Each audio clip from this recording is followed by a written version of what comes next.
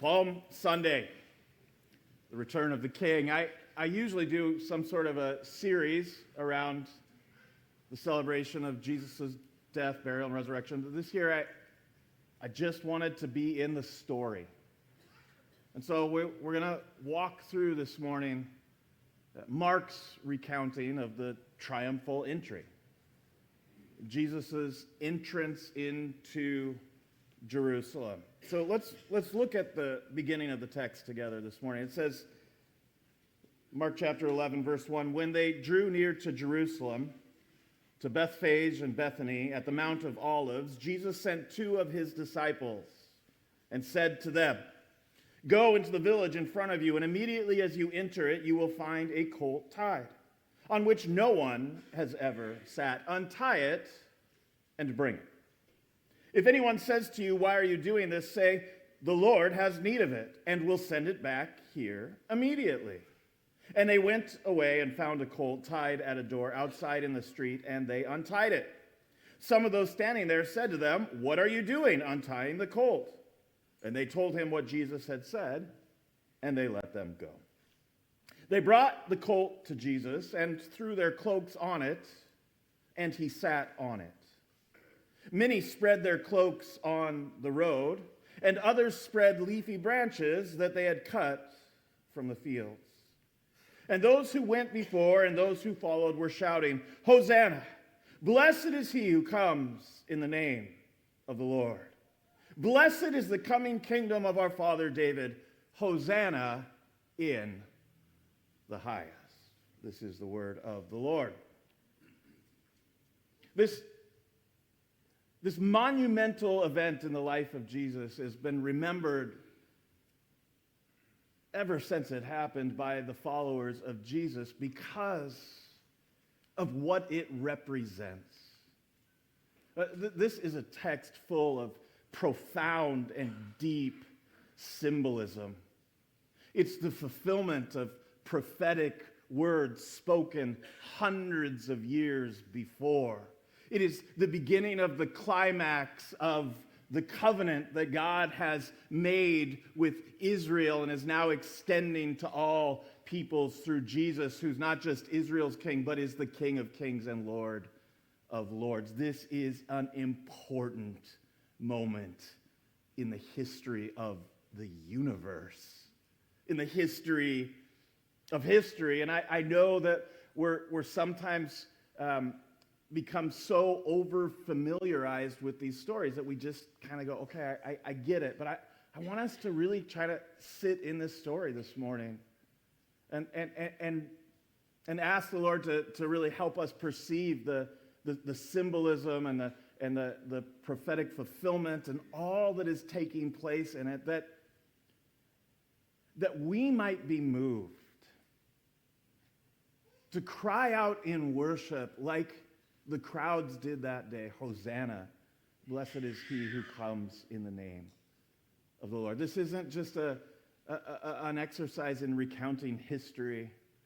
It's not simply an exercise in figuring out how it fits in the biblical narrative. This is an opportunity for us to connect to the living King.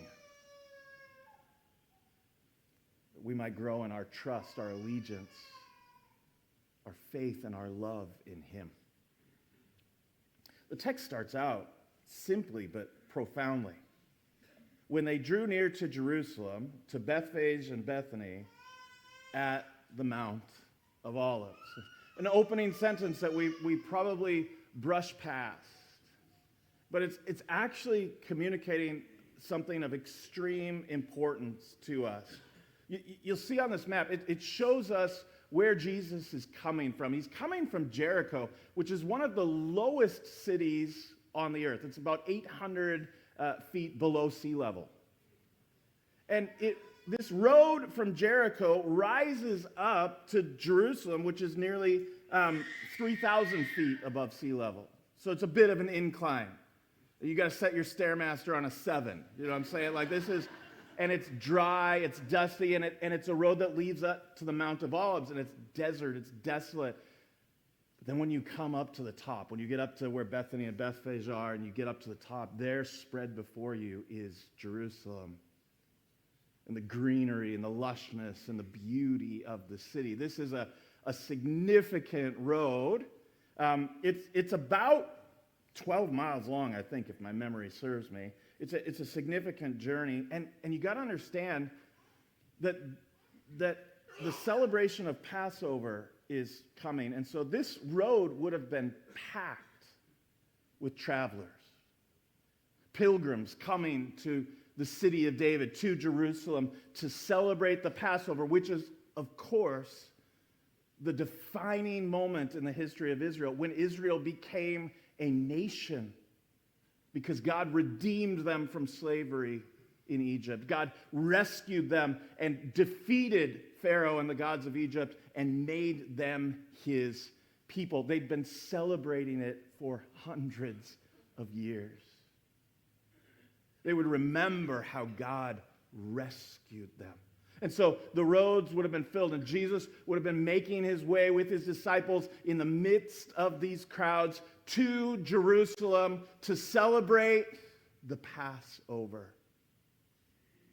And the inclusion of this little detail is significant because it tells us what direction he's coming from.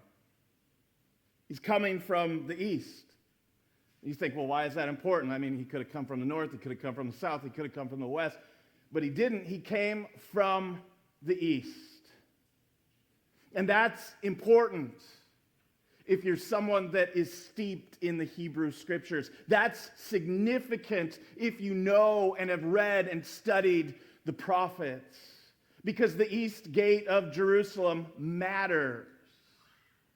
It matters when Israel, because of their rebellion, because of their idolatry, because they chose over and over again to break the covenant, when God moved in judgment upon them, before the armies came and carried them away, before the city walls were destroyed, the first thing that God did was remove his presence from the temple. The temple in Jerusalem, built by Solomon, David's son, was one of the wonders of the world. But what made it a true wonder was not the architecture. It wasn't the gold and silver. It wasn't the artwork. It wasn't the size of it. It wasn't the immensity. What made it truly amazing was that there dwelt the presence of God. In the midst of the Holy of Holies, seated atop the Ark of the Covenant, the very presence and glory of God manifested in the temple. It was sacred space. It was a place where the heavens and the earth came together. It was the place where Israelites could come and meet with God, could offer sacrifices, could offer prayers. It was the place. And you go back and read the prayer of Solomon at the dedication of the temple. Beautiful prayer. A prayer that it would shine as a light to the world.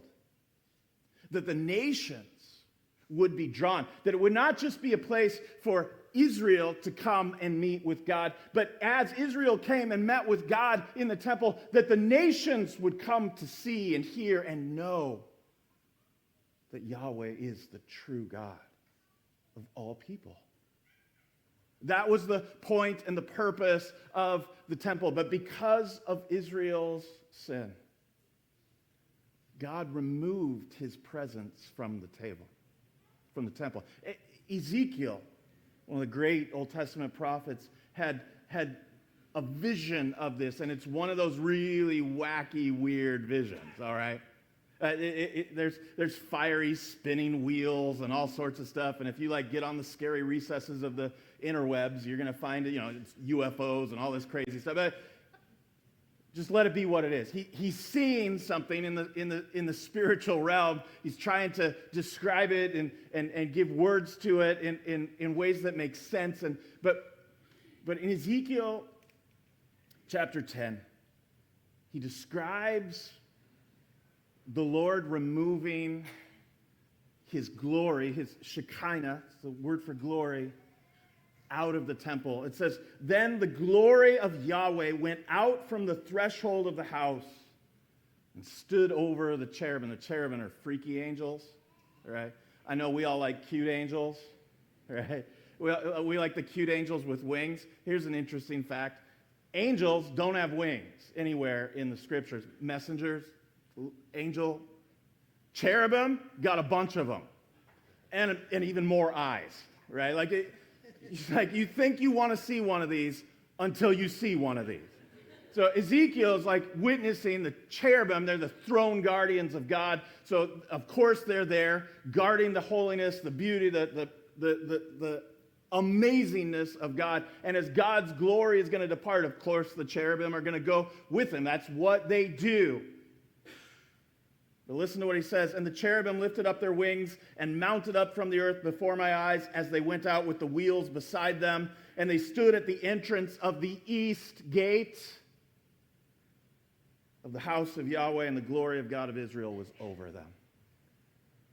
Every Israelite understood that even though they had a temple in the days of Jesus, a temple that had been rebuilt a couple of times, it was a temple that had never been filled with the glory of God like the original temple. They knew that though they built the building, what really mattered wasn't there yet. And they remembered the story of how God withdrew his glory, his presence from the temple, and they knew that it exited out of the east gate, and they also knew that that wasn't the only prophecy that Ezekiel was given. In another vision later in the book, chapter 43, it says this, then he led me to the gate facing east, and behold, the glory of the God of Israel was coming from the east, and the sound of his coming was like the sound of many waters, and the earth shone with his glory. What do you think the ancient Jews in the time of Jesus were hoping for and praying for and anticipating more than the return of Yahweh's glory to Jerusalem, more than the return of his presence to the temple? They knew the words of Ezekiel. They knew that one day Yahweh would return, and he'd come the way he left. He would come back through the east gate. Okay? It's a little detail, right? But it's so pregnant with meaning and symbolism. And I think it's a symbolism that we can really connect to if we just step back and think about it. It's actually symbolism that we live through every single day. Every single day. See, we find ourselves in the dark at night. And every single day, we await the rising of the sun. And where does it come from? But the east. Right? There's this symbolism of light and darkness, of new day, of new birth, of new life. So it's not accidental. It's incredibly intentional. There's profound symbolism. We're waiting for Yahweh's return. We're waiting for the sun to rise. We're waiting for the light and the glory and the beauty of God. We're waiting for a new start. And just like we do every night, we're waiting for the arrival of the sun and the light and the life that it brings. We look to the east. Something simple, beautiful, and profound. Forgive me if I nerd out for just a second, but you know who really got this? J.R.R. Tolkien. The Lord of the Rings, right? Like, there's this moment, as I titled the sermon, The Return of the King, which is the third book, but Aragorn he's not really the king. Here, the Christ figure in The Lord of the Rings is Gandalf. Gandalf the Grey, who falls in the pits of Moria and for 3 days and nights struggles with the Balrog and emerges victorious as Gandalf the White.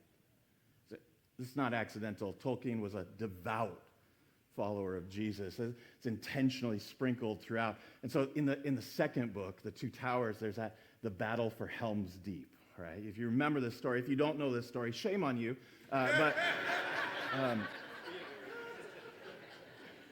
The battle at Helm's Deep, the kingdom of Roham and Theoden King, they're surrounded by the armies of Saruman. The Uruk-hai and the orcs and the Dunedain, the evil. It's awesome. It's just awesome. But they're in trouble. If you remember the story, the good guys are in trouble, and their defeat is imminent. It's certain. They're done. In the movie, it does such a great job. In the movie, Aragorn remembers the words that Gandalf told him going into this desperate situation. He said, on the 5th day, at the dawn, look for me. What profound symbolism. It's one of the most beautiful moments in the book and in the movie to me. So they charge the last ride of the Rohirrim, and they come down, and they're going to die. And then as the sun comes up, there's Gandalf on his awesome white stallion doing the cool thing, and the sun comes down, and then the other army comes down, and they come. It's awesome. It's like, and what makes it awesome? In so many ways, it's a reflection of the story. So it's a reflection of reality in a profound and enduring way. That one day, Christ comes on the horse, and all the enemies are put down, and his people are rescued. Right? And this is the kind of symbolism that's being drawn out in this moment on that day in Jerusalem. It's no accident that Jesus entered from the east gate, because he is the very glory of God, not encased in a house of stone, but encased in the flesh of humanity. Jesus is coming home. See, and the reason that Jerusalem is important is because the temple's there. The reason the temple is important is because God's presence would be there, and that's where man and God could meet together.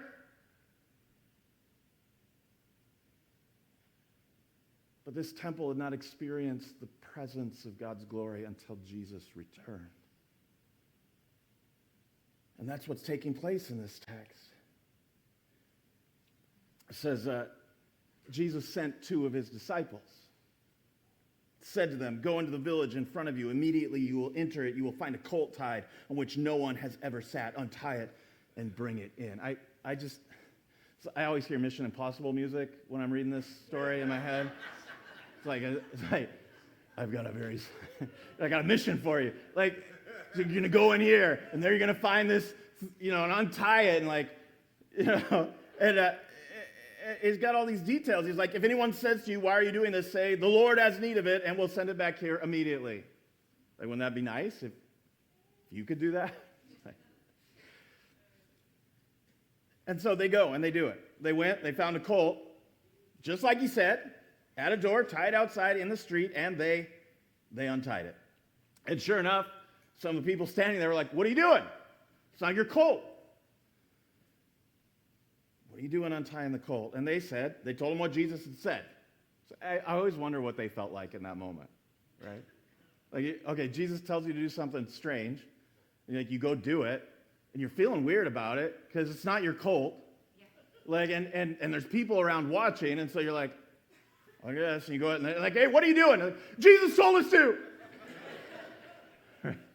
It's like, such a strange moment. And they're like, okay, oh, Jesus wants it, take it. Like, there's something beautiful happening here. There's something mysterious at work here. Jesus is organizing and working this in such a way to make a point. He could have walked in with all the other travelers. Jesus had no problem walking. That's what he did for 3.5 years. He sends them to find this colt. And it says they brought the colt to Jesus, and they threw their cloaks on it, and he sat on it. Many spread their cloaks on the road. Now imagine this dry, dirty, dusty road, trampled by not just human feet, but donkeys and horses, and occasional sheep, cattle being brought into the temple for sacrifice. It would not only be dusty and dirty and muddy, it'd be covered in filth. You don't throw your cloak on the ground for just anybody. There's something significant happening here. Here's Jesus. They put cloaks on the colt. He's sitting on it, this position of honor. You see this, you can imagine this procession now coming down from the Mount of Olives into the city. He's on this colt, and they're slowly making their way. And as he's going, people begin to take off their clothes. You don't come to Jerusalem as a pilgrim. You don't come to celebrate Passover with just anything. You'd want to wear your best. You'd want to look good. This is a celebration. This is important. They're taking these cloaks. They're putting them on the ground for this colt to walk on. Others spread leafy branches that they'd cut from the fields. We call it Palm Sunday. We usually represent it as palm leaves, and I'm sure there was some of that. The word it's not necessarily palm leaves. It's just branches, leaves, leafy stuff. But you understand the imagery. Like instinctively, it's celebration. They're waving them. It's like our giant foam fingers at our spring training games, or it's a celebratory act. For the Jews, it had significance. See, it was 200 years before Antiochus Epiphanes, a cruel tyrant ruling over Israel. A revolt was led by the sons of Maccabees, and Judas Maccabees defeated the Syrian king, liberated Israel, and he marched into Jerusalem 200 years before. And that's the first reference we have in Jewish literature of taking palm leaves or leafy things and celebrating the arrival of this new king. And when Judas Maccabees came in, and he established a kingdom for 100 years. And so already we've got this idea. Jesus is being welcomed as a king. The crowds are acknowledging, hoping, anticipating, expecting something out of the arrival of Jesus into the city of Jerusalem. They spread their cloaks, they spread leafy branches that had cut from the fields, and those who went before him and those who followed were shouting. It's a ruckus. It's loud, it's boisterous, it's celebratory. They're shouting and crying out. I imagine they're dancing, and they're so excited about what is happening. And they're shouting out, Hosanna, Hosanna, which literally means God save us, help us, God. But they're not shouting it as a petition. It's a proclamation. It's a shout of praise. Hosanna, praise to the God who saves. Hosanna, Hosanna, God saves, God saves. Blessed is he who comes in the name of the Lord. Blessed is he who comes in the name of the Lord. In ancient Hebrew and Aramaic, probably would have been shouting it in both. That phrase, blessed is he who comes, is their simple way of saying welcome. When you'd welcome somebody into your house, when you'd meet somebody into the street and you'd want to welcome them into your space or into your life, or that's how you would say welcome to somebody in that language. You'd say, blessed is he who comes. Welcome. Blessed is he who comes. So they're welcoming Jesus into the city. Welcome to the one who comes in the name of the Lord. Then they say something amazing. Welcome to the coming kingdom of our father David. Hosanna in the highest.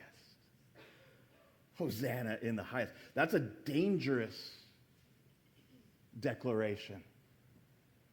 On the streets of Jerusalem under Roman conquest, where there's only one real king, Caesar.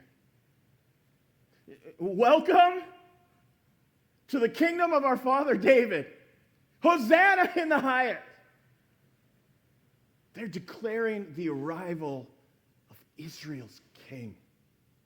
And they're giving God praise and glory that one who comes in the name of the Lord has now arrived. But it's such an interesting scene. So you've got this alternate reality being presented, the upside-down nature of the kingdom. In the ancient world, much like today, might makes right. And power is to be sought and desired above almost anything. And when a king would be announced, the last thing he's going to do is ride into a city on a donkey, on a colt. No, you expect to see him on a wild charger, maybe in a chariot. You expect to see him coming before an army of soldiers. Instead, Jesus comes in humbly on a colt, surrounded by unarmed, ordinary men and women, pilgrims coming to worship and celebrate God's deliverance of Israel. He's recognized as a king. He enters as a king, but not like any king of this world. Again, it's not unexpected to those steeped in the scriptures. This is a clear fulfillment of prophecy. Zechariah chapter 9, verse 9. Rejoice greatly, O daughter of Zion. Shout aloud, O daughter of Jerusalem. Behold, your king is coming to you. Righteous and having salvation is he, humble and mounted on a donkey, on a colt, the foal of a donkey. It's all intentional. Jesus is coming in as the fulfillment of this prophecy given to Zechariah, that a king would come, a king in the line of David. It had to be in the line of David. David was promised, David had covenant with God that his descendants would sit on the throne, and that one of his descendants would sit on the throne forever. It had to be a Davidic king. It had to be that. And here it is coming in, but not coming in like David did. See, when David came into Jerusalem, he came as a warrior, as a conqueror. He came with the power of his sword, the power of his sling. But Jesus, the Davidic true David, comes in. Well, he comes in as a warrior, but not one who fights with a sword, but one who fights as a servant. One who comes to serve and offer his life as a ransom. Jesus comes as a king. It's also prophesied by Isaiah. Isaiah 52 begins this prophecy, one that we're very familiar with at resurrection time, because in chapter 53 it goes into explicit detail about Jesus and what he would experience. But the whole prophecy begins in chapter 52, verses 7. And it says this: how beautiful upon the mountains are the feet of him who brings good news. You know, the word good news? Gospel. How beautiful upon the mountains are the feet of him who brings good news, who publishes peace, who brings good news of happiness, who publishes salvation, who says to Zion, your God reigns. You catch that? Who really reigns? Who's really in control? It's Yahweh that reigns. It's Yahweh that governs. It's Yahweh that raises up kings and lowers them. It's Yahweh that establishes the boundaries of nations and kingdoms. It's Yahweh that reigns. So Jesus coming in humbly is announcing, he's coming as king, but he's coming announcing the sovereignty and the rulership of God as king. See, that's one of the great mysteries of the Old Testament, especially in the time of the prophets, in the time of exile. Because over and over again, God promises that he will send a king. He will send one like the Son of Man. He will send a Messiah. He will send a deliverer. He will send a liberator. And yet over and over again, he says, I myself will come. And I will be the liberator. I will be the deliverer. I will be the king. And so there's this incredible tension that begins to build during the time of exile, leading up into the time of Christ, that God is going to send a king, and God is going to send himself.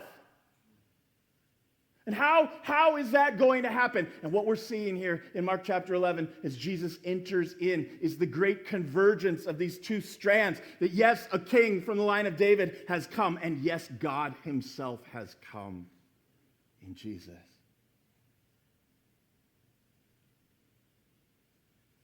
So there's a lot going on here. It's kind of a big deal. Not only is the Davidic king coming, but the glory and presence of Yahweh himself is coming. Tragically, he's not coming to fill the temple. He's coming once again to judge the temple. And that's where some of the significance of this story really begins to unfold. It's what happens after the triumphal entry. It says that he entered Jerusalem. He went into the temple. When he looked around at everything, it was already late, so he left. A little bit anticlimactic, right? Like I really wonder what the crowd was thinking. Like they're hyped, right? They're all hyped. They're throwing their cloaks down. Like I let him walk on my cloak for that. Like he gets into the temple. The crowds are there. And the temple. It's not some clean, pristine, organized, quiet. It's a place of sacrifice. There's people selling animals to be offered in sacrifice. There's animals being sacrificed. It's bloody, it's loud, it's messy, and now it's not just crowded with the people of Jerusalem. It's crowded with throngs of pilgrims coming to remember the Passover. And Jesus comes in on his little donkey. Right? And the crowds are going crazy, and he gets in there, and he looks around, and he leaves. You're like, okay. He goes back to Bethany with the 12. Closest Holiday Inn.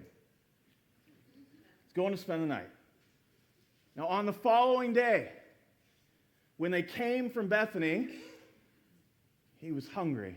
I love these little phrases that remind us of the true humanity of Jesus. He's hungry.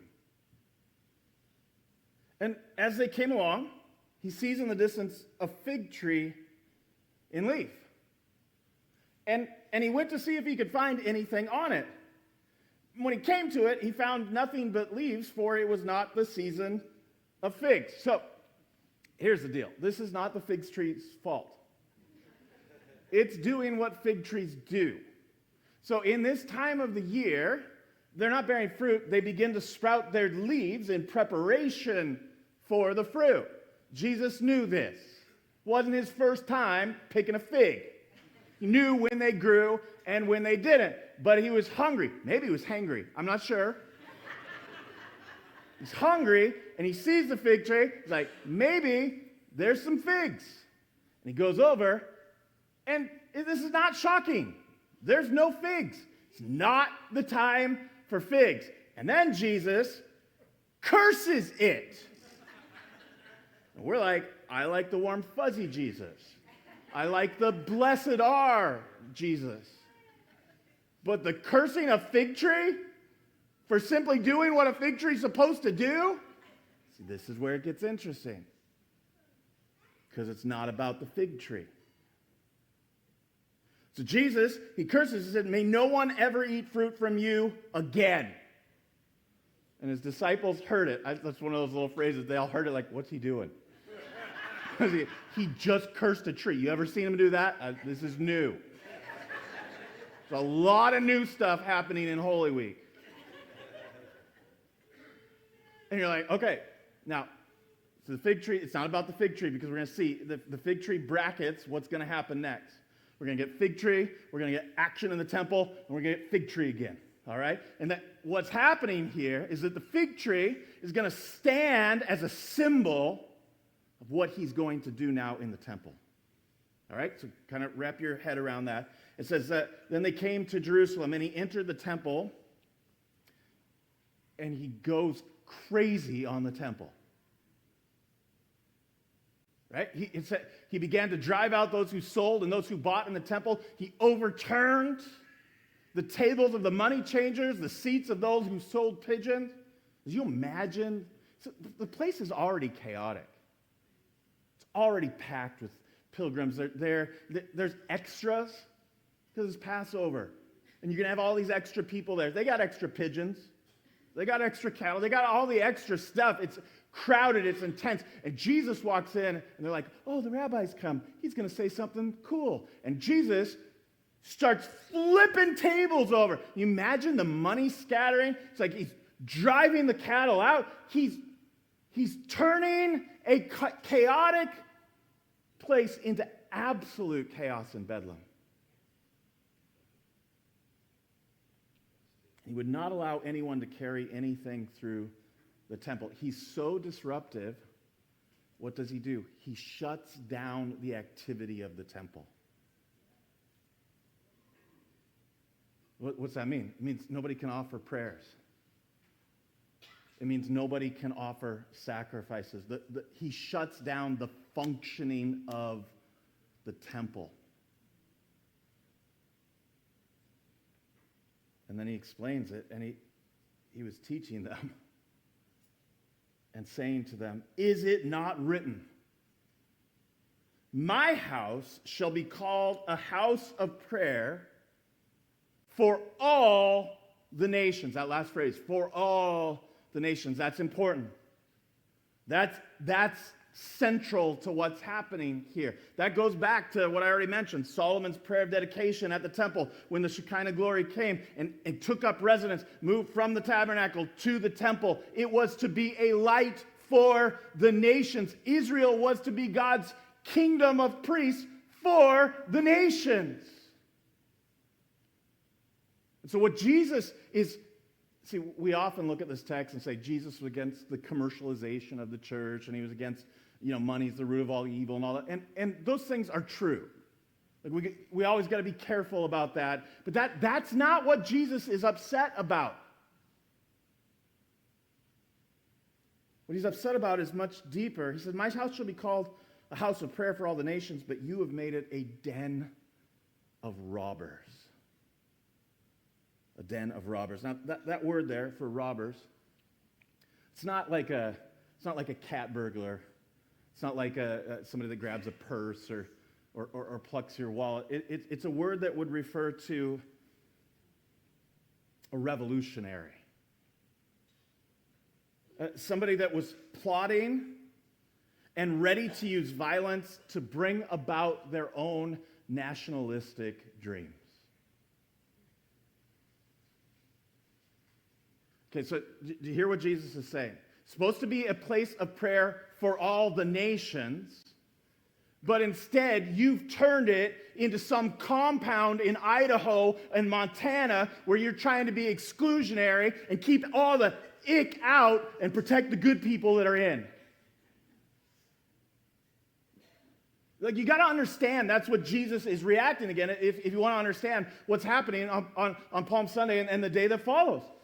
Like, Jesus comes in judgment of the temple because Israel was trying to use the temple for their own selfish needs rather than coming to the temple as the place where they met with God, where they could function as the kingdom of the priests and bring God's light and God's love and God's salvation to the world that he made and the people that he claims. That's what Jesus was flipping tables about. Because they turned the temple into something that met their own selfish, narrow, nationalistic, idealistic aims, rather than letting it be what God made it to be, his sacred space, where the heavens met the earth and people could come and meet God. The temple had been intended to symbolize God's dwelling with Israel for the sake of the world. The way Jesus' contemporaries had organized things, it had come to symbolize not God's welcome to the nations, but God's exclusion of it. It was that Jesus was condemning the temple for. They'd lost sight of who God was. They'd lost sight of who they were. They'd missed the point of the whole thing. Now, those that hear it, they see it, the chief priests, the scribes, the leaders that have established and benefited from this system that's in place, heard it and were seeking a way to destroy him. I love the bluntness of that. Jesus comes in, he shuts down operations in the temple, which is certainly hurting somebody's pocketbook. And it's a slap in the face to the leaders who have created the culture that is permeating the atmosphere, that has twisted God's design for the temple and for God's people and for his presence into something else. And they see Jesus, and instead of repenting, instead of owning, instead of all, we got to take him out. They feared him because the crowd was astonished at his teaching. Yeah, you don't often see a teacher throwing over tables, but they did in Jesus. When evening came again, they went out of the city. And as they passed by in the morning, this is the second day after Palm Sunday, they saw the fig tree withered away at its roots. So the way Mark constructs this narrative is so intentional. He gives us the fig tree being cursed. Jesus goes into the temple and rebukes it because even though it had leaves, right? Even though it had the appearance of a temple, the appearance of a place where God would be, the appearance of a place where God could enact his plan of redemption for all people. Even though it looked like it had no fruit. So they come out and they see it the next day, and that poor fig tree has been withered to nothing. So that fig tree is a sign and symbol of the judgment of God upon Israel and upon the temple. Not just the temple, upon the leadership and the political and the world view that they had embraced and found themselves caught up in. Where they were using the temple to try to use God to fulfill their nationalistic dreams, rather than coming in humble amazement that they could meet with God as God's chosen people to fulfill God's work of redemption, not just of Israel, but of the whole world. Because there was leaf and no fruit, the temple is condemned. It's like 40 years later. It's destroyed in 70 AD.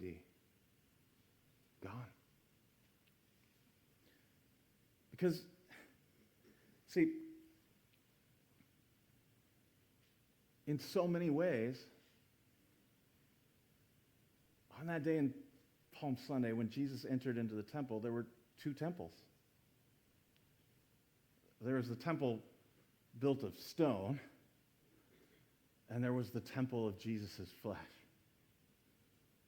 And one had the glory and one didn't. You know, it's interesting, back in Matthew chapter 12, Jesus gets into an argument with some of the leaders and Pharisees. His disciples are taking grains of wheat on the Sabbath, and people get upset. And it's interesting, Jesus' comment in the midst of that whole dialogue in Matthew 12:6, he goes, hey, I want to tell you something. Something greater than the temple is here. Which is mind-boggling to the Jews of Jesus' day. Greater than the temple? That's where God is. But remember, he hasn't been there. That's where we go to meet with God. But the presence of God isn't there. Jesus says something greater than the temple is here in your midst, referring to himself. John's gospel details Jesus' cleansing of the temple early on in his gospel, chapter 2. Some people think Jesus cleansed the gospel twice. Some people think John just rearranged material the way he wanted to. Doesn't really matter to me. But this is what John said. In the middle of his temple cleansing, Jesus says in John, destroy this temple, and in 3 days I will raise it up. Destroy this temple, and in 3 days I will raise it up. So Jesus comes in, flips over the tables, makes a mess, scatters it, and everybody's like, what are you doing? And he's like, I'm going to raise the ante. Forget the tables. Tear down the temple, and in 3 days I will raise it up. And the Jews said to him, it's taken 46 years to build this temple. You're going to raise it up in 3 days? They're incredulous, right? And John gives us insight. He says, but he was speaking about the temple of his body.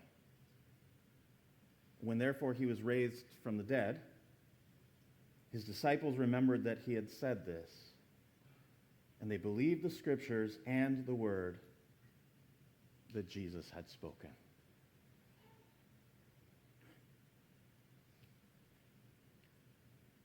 Jesus on Palm Sunday is announcing his intent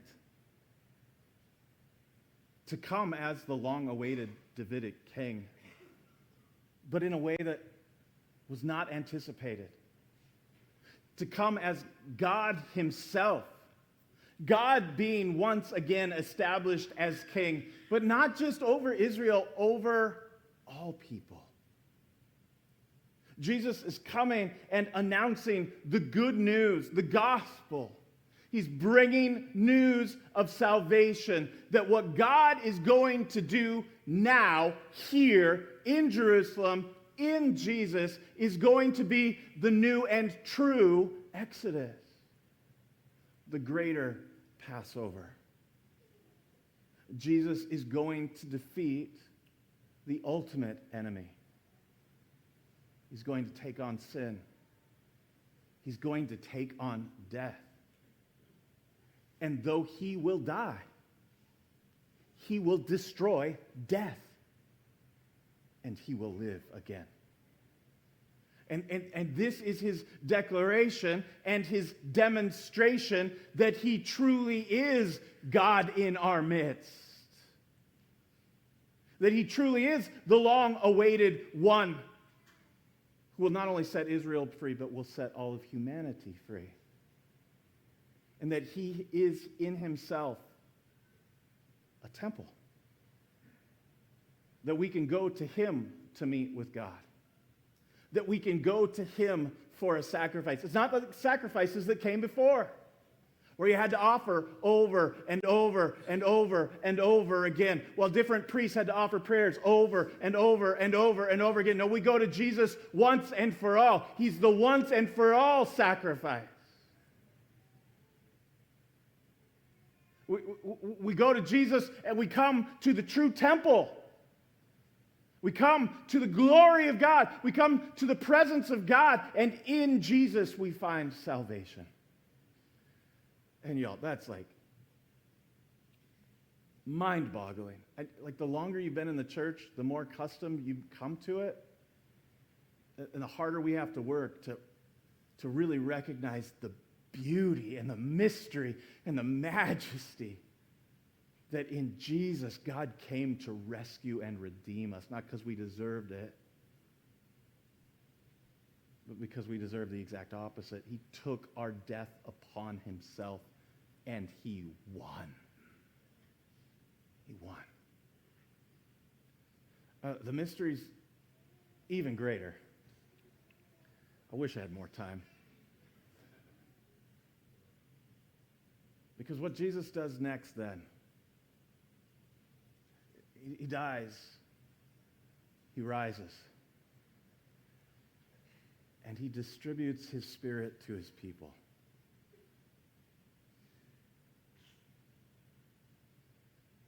So that we become the new temple.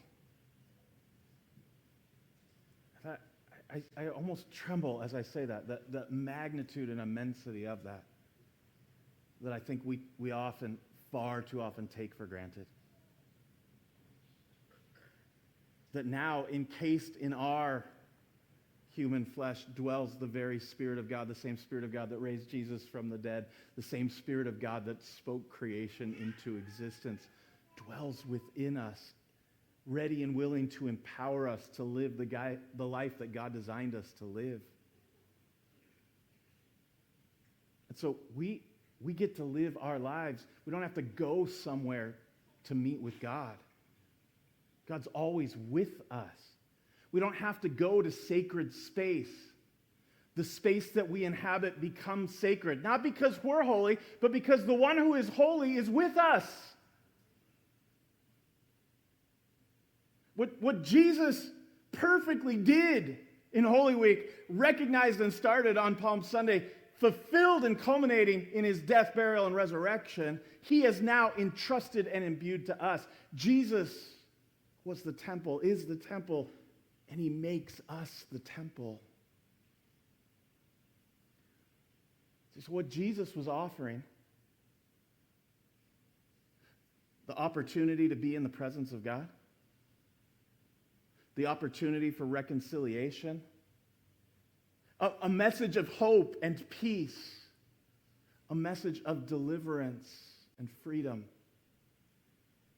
He is now entrusted to us. Church, y'all got to hear this morning. Not simply to receive it, but to extend it. We are the one whose feet are now blessed. See, Paul picks up on that same text. He says that your feet are blessed as you bring the good news, as you bring the presence of Jesus, as you bring the reality of God's inbreaking into the world with you. Your feet are blessed because of him. Stay humble, y'all. Your feet aren't blessed because you got good feet, if there is such a thing. Your feet are blessed if you carry the Spirit of God and you bring the presence of King Jesus with you and you spread the gospel, the good news that God himself has come to rescue and redeem his creation. God himself delivered us from our debt. God himself paid our penalty. God himself defeated our enemies. Jesus is the King. He's my King. He's your King. He is the King of the world. Hosanna. Blessed is he who comes in the name of the Lord. Amen.